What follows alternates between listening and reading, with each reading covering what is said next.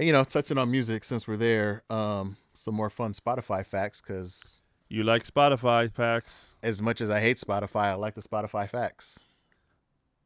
There you go. Spotify facts. All right, hit me. What is it? Let's see. Let's see if it's similar to the one that I have. I feel like you've probably seen this already too. But Eminem, Yep. is now dubbed the first artist in history to have a song with 1 billion streams in each of the last 4 decades. It's incredible, considering that we talked about LL Cool J was the first artist to Billboard chart in 5 decades, Right.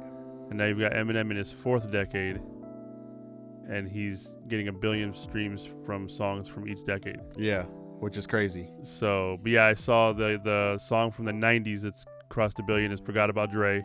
Nowadays, everybody want to talk like they got something to say, but nothing comes out when they move their lips. It's a bunch of gibberish. Motherfuckers act like they forgot about Dre. Man, What do you say to somebody you hate? I really wasn't trying to bring trouble, you bake. Yeah. So yeah, and then the one he's got multiple songs that crossed 1 billion in the 2000s, which is starts off with "Without Me," Because it feels so empty without me. "Lose Yourself," Oh, another great one. "Till I Collapse." That's the joint with Nate Dogg. Right. "Mockingbird," "Stan," "Smack That," and "Superman." Smack that. Shout out to Akon. Then you've got the 2010s where he had "Love the Way You Lie." Shout out Rihanna. He had "The Monster." He had "Rap God," and he had "Not Afraid." I'm not afraid. And all of those have surpassed 1 billion. And then you move on to the next decade of the 2020s. And the one that's passed 1 billion is Godzilla. Man, so I wonder, I know we're only halfway through this decade, but almost literally, like we're coming to the end of the 5th year. But I'm looking forward to see what he brings in the 30s. Which the 2030s. And he'll be in his 60s at that point. That'll be dope to see. Then we can say it's in 5 different decades. Hey, that'll be a record. Like I said, you had LL who charted in the 80s, 90s, 2000s, 2010s, and 2020s. Yeah. So maybe LL will chart in the 30s and say, now I've charted in That'll be cool. 6 decades. Nah, just the fact that we've got artists who have been relevant, continually relevant throughout the decades, like for an artist to come out in the 80s and still be a relevant artist in the 2020s. I think in particular, an artist in a genre that was supposed to die. Right. That immediately was supposed to be a fad. Yeah. Never was supposed to be here.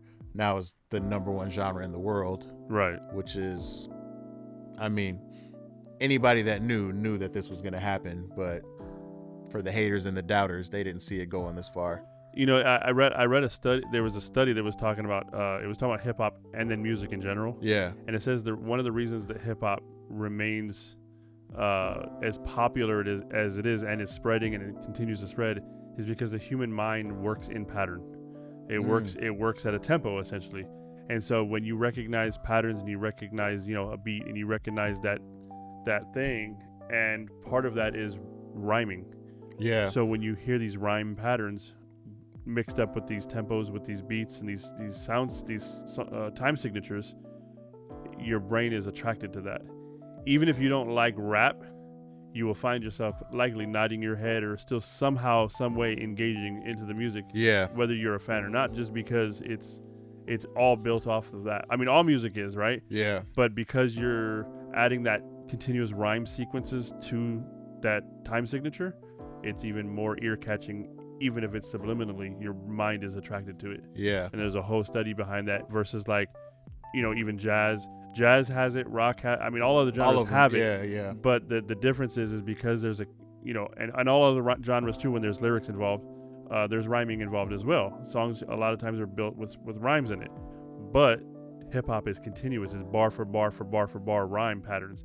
And sometimes you have 3 to 5, 3, 5, 6, 4, whatever rhyme patterns per line. Per line, yeah. So you're mixing these lines up and you're having all these rhyme patterns and your brain just absorbs it. So intricate. The way that Black Thought can put words together, Kendrick Lamar. One of my favorites, Black Thought right there, like the Roots. Kendrick Lamar. We're talking about Eminem, Redman, Method Man, all these great lyricists, Yeah. Like it's one thing to be an artist, it's one thing to be a musician, it's one thing to be a rapper, but to be a lyricist, that's a whole different class. Whole different class.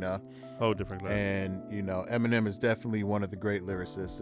It's dope to see. Very technical on his part. Yeah, very, very technical. And it's dope to see his growth in his rap from early 2000s to what he's able to do now. You know who doesn't get credit for being technical, but if you slow him down and you really pay attention, Twista. Oh yeah, Twista, definitely. Because Twista, the way he not only does the way he rhymes, but he has to hit certain syllable counts, right? Because of how fast he raps. It comes down to syllables, not just rhymes. Yeah. And so when he's able to kind of put these syllables in a rhythmic pattern and still hit the rhymes, that's hard to do, man. Yeah. Not especially at that it. speed. Yeah, not everybody can do that. So gotta give that. And, another one that's really good at that. Obviously, we know Busta can do that, and we know like Tech Nine can do that. So, but just giving credit where credit is due, I think he gets a lot of recognition for the speed, but I think not the content. He should get more recognition for that technicality, that real technical writing that he does. Yeah, nah, definitely. Twista is definitely one of the, dare I say, underrated lyricists. Yeah. I don't think his name gets mentioned enough. Even in our conversations, we don't really bring up Twista a lot. But he's definitely had an impact. He's definitely put out some bangers. He's definitely had me scratching my head a couple times. Definitely had me deep in contemplation a couple times. Right.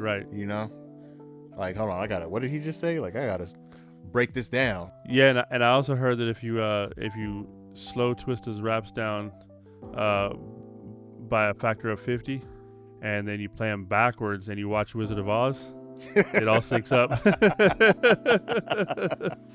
That's funny. Can you reach that?